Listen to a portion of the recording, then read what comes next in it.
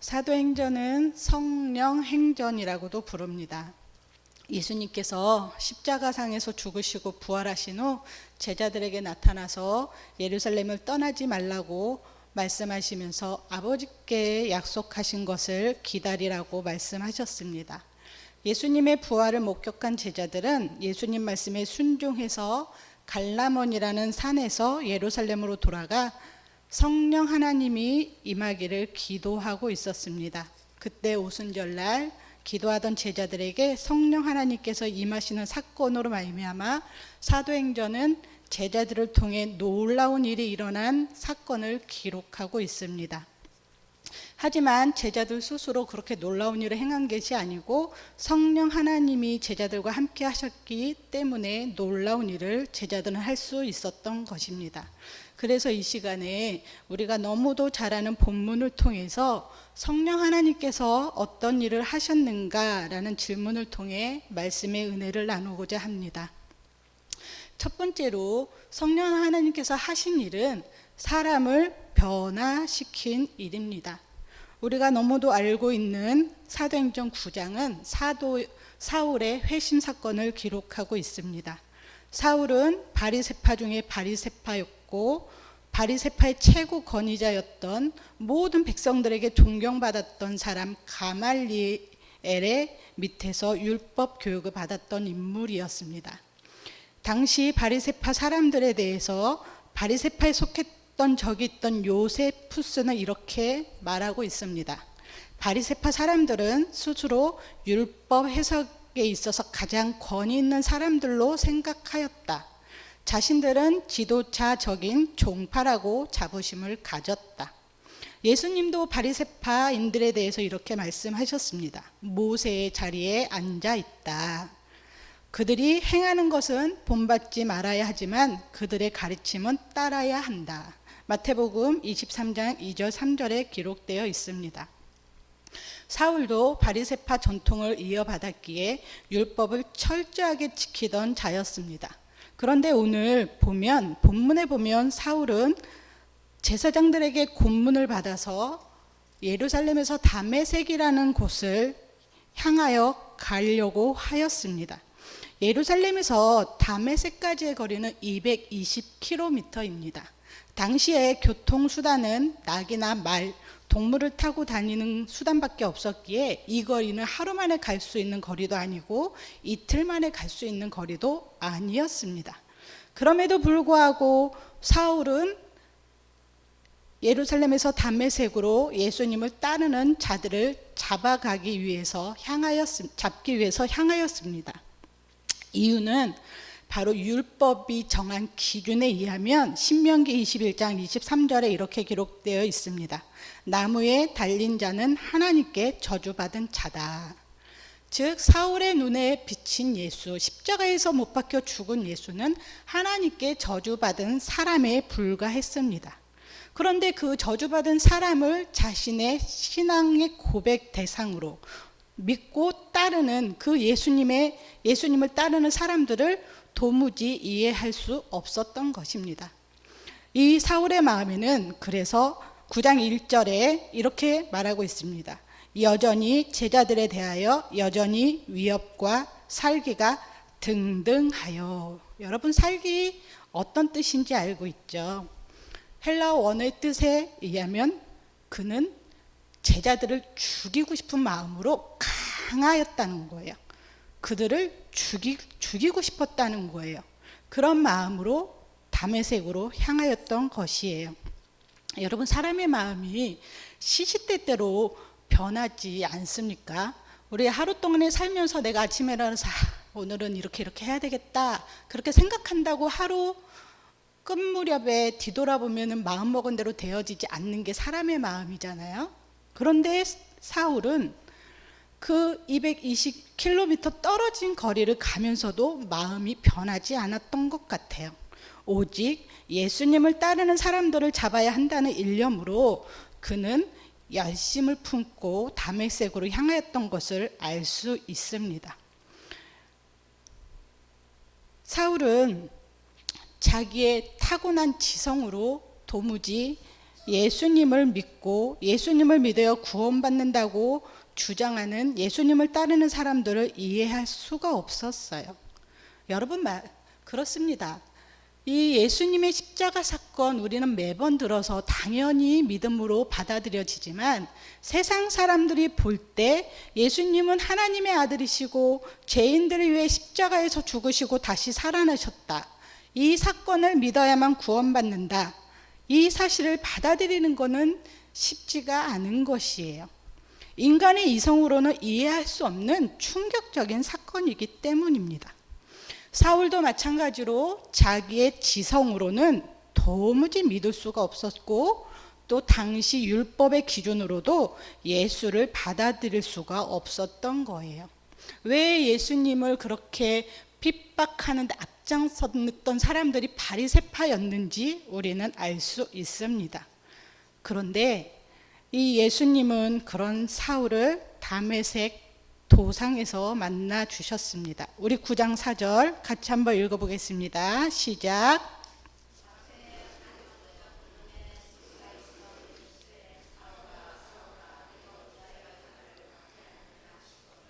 5절 제가 읽겠습니다. 대답하되 주여 누구시니까? 이르시되 나는 내가 박해하는 예수라. 우리는 여기서 사도 바울을 변화시킨 주체가 누구인지를 알 수 있습니다.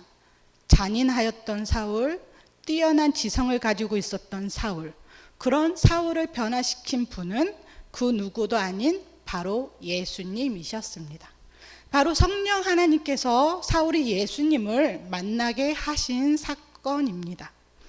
이 말씀이 우리에게도 동일하게 적용된다면 우리는 무엇을 할 수 있을까요? 여러분, 내가 변화된 거, 내가 예수님을 주라 고백한 거, 성령 하나님이 역사하셨기 때문입니다. 또한 우리의 자녀들을 변화시킨 주체도 성령 하나님이시라는 것을 알 수 있습니다. 변화는 지성의 깨어짐부터 시작됩니다. 우리의 이성으로는 도무지 이해할 수 없는 것, 도무지 받아들일 수 없는 것, 그것이 믿어지는 것이 바로 기독교가 말하는 믿음입니다. 그래서 기독교가 말하는 믿음은 인간 스스로 갖게 되는 것이 아니라 하나님으로부터 시작되는 것이라고 말씀드릴 수 있습니다. 에베소서 2장 8절에도 이렇게 소개하고 있습니다. 너희는 그 은혜에 의하여 믿음으로 말미암아 구원을 받았으니 이것은 너희에게서 난 것이 아니요 하나님의 선물이라. 사랑하는 성도 여러분, 저와 여러분이 예수님을 믿게 된 것은 전적인 하나님의 은혜입니다. 그러므로 우리는 매일 매순간 하나님의 은혜로 살아가야 하는 자들입니다. 얼마나 감사합니까? 요한복음 3장에도 예수님과 니고데모 대화 속에서 예수님께서 말씀하신 내용이 기록되어 있습니다. 3절, 사람이 거듭나지 아니하면 하나님의 나라를 볼 수 없느니라. 5절, 예수께서 대답하시되 진실로 진실로 내게 이르노니 사람이 물과 성령으로 나지 아니하면 하나님의 나라에 들어갈 수 없느니라. 사람을 거듭나게 하시고 변화시키는 주체는 성령 하나님이시라는 사실을 우리는 꼭 기억해야 합니다. 혹시 기도 제목 중에 변화되지 않는 나의 가족 때문에 애통하는 성도 계시다면 성령 하나님께서 사도 바울을 변화시켜 주신 것처럼 변화시켜 주기를 간절하게 기도하는 성도님들 되기를 바랍니다. 그리고 소망을 가지시면 좋겠어요. 우리가 원할 때는 지금 당장 그가 변화되기를 원하지만 하나님께서는 언제 어느 때 어느 시간에 어떤 상황과 환경 속에서 그를 만나 주실지 우리는 아무도 모르기 때문에 우리는 성령 하나님께서 변화시켜 주실 걸 단지 믿음으로 고백하며 주님만을 의지해야 될 줄 믿습니다. 두 번째로 성령님이 하시는 일, 사람을 변화시키는 게 첫 번째였다면 어떻게, 무엇을 통해서 사람을 변화시키는가라는 질문에 대답은 말씀을 통해 사람을 변화시킨다입니다. 성령 하나님은 사람을 변화시킬 때 반드시 말씀을 듣게 하심으로 변화를 시키십니다. 하나님이 우리를 부르시는 방법에는 소명이라고 할 수 있는데 두 가지 방법이 있어요. 하나는 외적 부르심, 또 하나는 내적 부르심. 외적 부르심이라 하는 건 우리가 밖에서 전도를 통해서, 또 누군가에게 하나님의 말씀을 가르침을 통해서, 또 교회가 진행하는 성경학교나 수련회 같은 것이 바로 하나님이 우리를 부르시는 방법 중에 외적 부르심이라 할 수 있습니다. 그렇다면 내적 부르심은 눈에 보이지는 않지만 하나님과 나 사이 인격적인 관계로서 우리 마음에 역사하시고 반드시 구원을 받게 하는 것을 내적 부르심이라고 할 수 있습니다. 사울은 외적 부르심과 내적 부르심이 있었어요. 외적 부르심은 7장에 보면 스데반 집사가 하나님의 말씀을 선포하고 그것으로 인해 유대인들이 격분해서 돌을 던져서 그를 죽이려 할 때 그의 옆에 청년이 있었는데 그 자가 바로 사울이었습니다. 성경에는 사울이 스데반 집사의 말씀을 들었다라고 기록되지는 않지만 우리는 추론해 볼 수 있는 것은 그 옆에서 하나님의 말씀을 들었다라는 것이에요. 이것이 사울의 외적 부르심입니다. 그리고 오늘 말씀에 보면 주님의 음성을 들은 것이 바로 내적 부르심입니다. 사울은 자기 혼자만 주님의 음성을 들었어요. 똑같이 다메섹으로 갔던 몇몇 사람들이 있었지만 그들에게는 소리는 들렸지만 주님의 음성이 아닌 어떤 소리가 들렸는지는 모르지만 그들에게는 주님의 음성이 들리지 않았어요. 오직 사울에게만 들렸어요. 이것이 바로 내적 부르심입니다. 기독교는 하나님의 말씀을 중요하게 여깁니다. 그래서 예배 시간에 설교를 가장 중요하게 생각하는데 그 이유가 뭐냐면 말씀을 듣는 자들을 변화시키시기 때문에 그렇습니다. 그래서 종교개혁이 일어난 배경에도 하나님의 말씀의 권위를 회복하고자 하였던 운동이 바로 종교개혁이었습니다. 중세 1000년 동안 로마 카톨릭은 하나님의 말씀의 권위보다 교황의 권위를 더 내세웠고 교회의 전통을 더 중요시하였습니다. 그러다 보니 성경에서 말씀하고 있지 않는 전통들을 내세워서 당시 성도들을 영적인 암흑에서 살게 하였습니다. 그런데 우리가 알다시피 하나님은 마틴 루터라는 종교개혁자를 통해서 개혁이 일어나게 하셨고 그 이후 많은 종교개혁자들이 생겨나기 시작하면서 그들은 하나같이 하나님의 말씀의 권위를 세우는 것을 하였습니다. 이후 기독교는 지금까지 하나님의 말씀을 최고의 권위로 내세우고 있습니다. 그러므로 성도 여러분, 말씀을 듣지 못한다. 이것은 영적인 문제를 가지고 있다고 할 수 있습니다. 하나님의 말씀을 듣는데 깨닫지 못한다. 하나님의 말씀이 듣는데 따분하다든지 듣는 것이 졸립다든지 하는 것은 사실은 영적인 문제가 있는 것이에요. 어쩌다 한 번이 아니라 지속적으로 반복적으로 예배 시간마다 말씀 들을 때마다 존대든지 그 말씀이 도무지 깨달아지지 않는다면 어쩌면 그 사람은 거듭나지 못했거나 아직까지도 영적으로 어린아이에 불과하다고 할 수 있습니다. 예수님도 요한복음 18장 37절에 이렇게 말씀하셨어요. 무릇 진리에 속한 자는 내 음성을 듣느니라. 여러분은 하나님의 말씀이 잘 들려지십니까? 또 깨달아지십니까? 오늘 나에게 말씀하시는 하나님이 무엇을 요구하시는지 잘 깨달아진다면 말씀이 들려지는 것입니다. 하나님의 말씀은 우리 영혼의 양식이죠. 뿐만 아니라 우리 자녀들도 하나님의 말씀을 듣는 자리에 보내야 합니다. 여름 성경학교 기간이나 수련회 기간에 자녀를 보내는 것은 자녀들을 영적으로 살리는 것입니다. 저는 이거는 개인적인 생각이지만 여름 성경학교 수련회 같은 아주 특별한 시간에 성령 하나님이 강하게 역사하신다고 믿습니다. 제 경험으로 봐서 그렇습니다. 제가 29살 때부터 교회를 다녔어요. 그런데 주님을 인격적으로 강하게 만난 것은 31살 때 교회에서 부흥 집회 때였습니다. 부흥 집회는 우리 장로님 또 어른 권사님들 아시죠? 옛날에는 말씀 사경회라고 불러졌어요. 3일 동안 아침, 점심, 저녁 진행하면서 총 9번에 걸쳐 말씀을 배우고 말씀에 집중하는 시간이었습니다.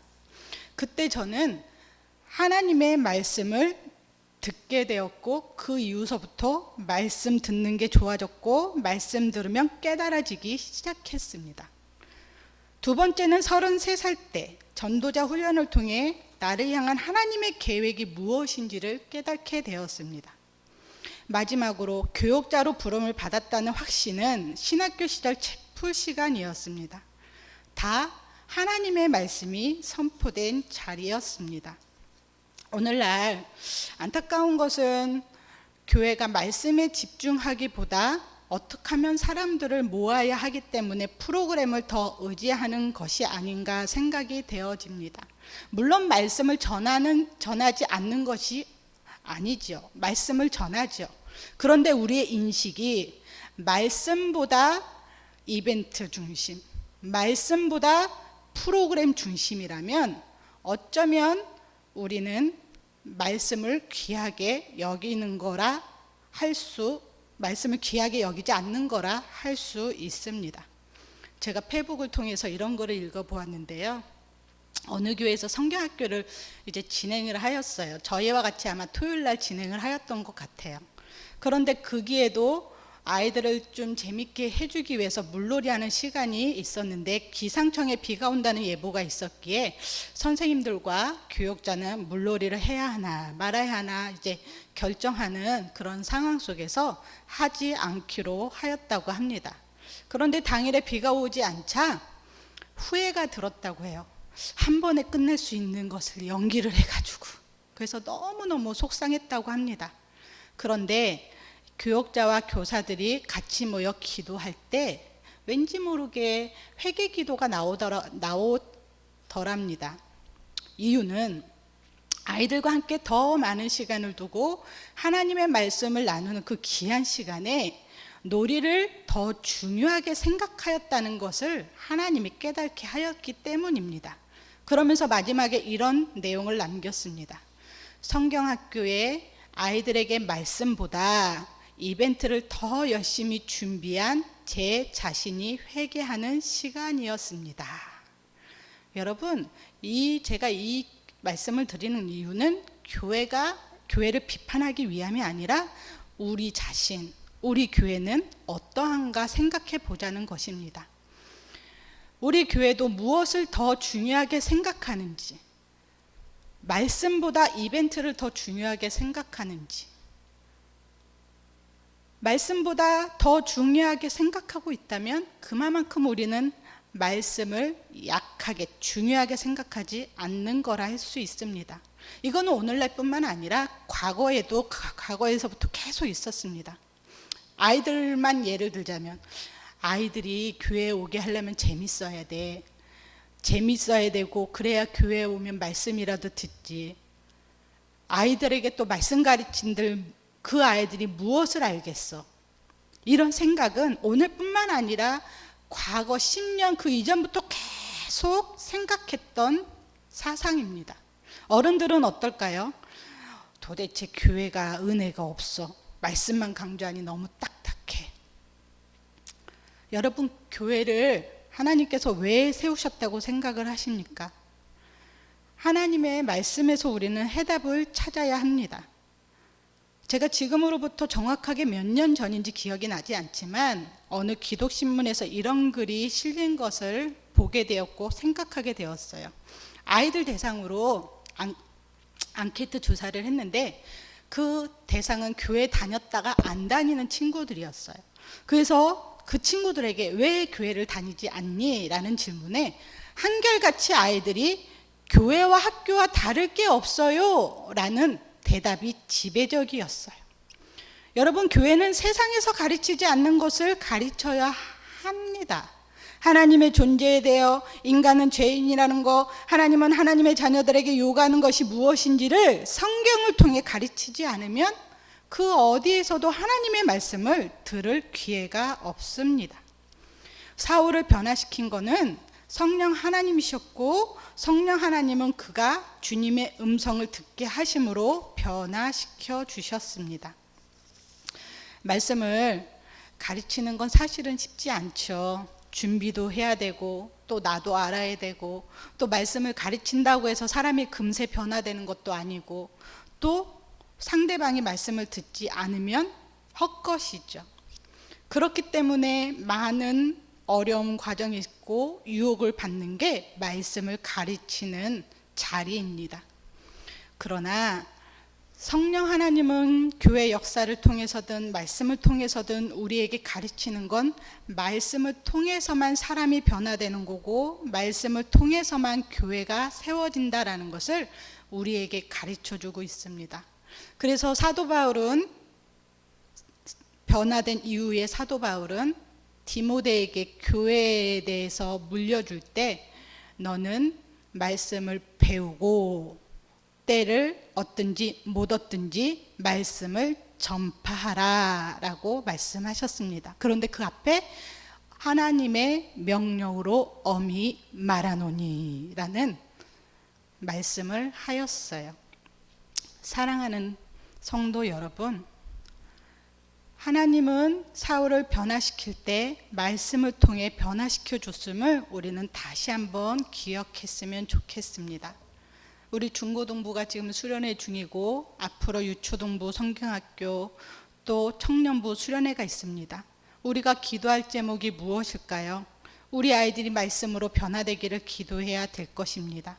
우리 아이들이 인격적으로 주님을 만나는 방법, 말씀을 들어야 되는데 말씀을 듣지 못하게 하는 악한 영과 환경과 상황을 하나님이 제거해 주시고 우리 아이들이 말씀을 듣고 사울처럼 변화시켜 달라고 우리는 기도해야 될 것입니다. 또 앞으로 교회가 존재해야 되는 이유와 목적, 말씀을 전파하는 일, 말씀으로 많은 영혼을 구원하는 일, 이 일에 우리 포류계가 쓰임받게 해달라고 이 시간에 하나님 앞에 기도하는 시간을 갖기를 소망합니다. 기도드리겠습니다. 고마워.